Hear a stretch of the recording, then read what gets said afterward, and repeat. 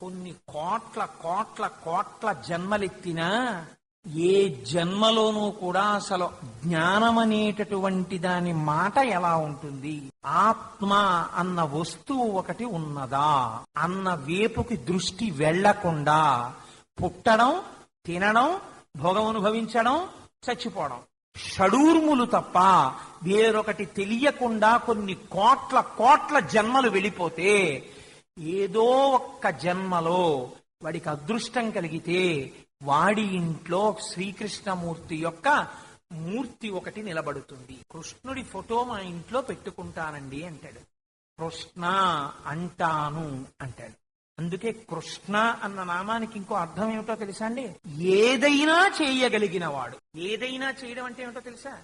మీరు ఏమీ చేయకపోయినా కృష్ణ కృష్ణ కృష్ణ అన్నారనుకోండి. అందుకే మనకి తరచు హరే రామ రామ రామ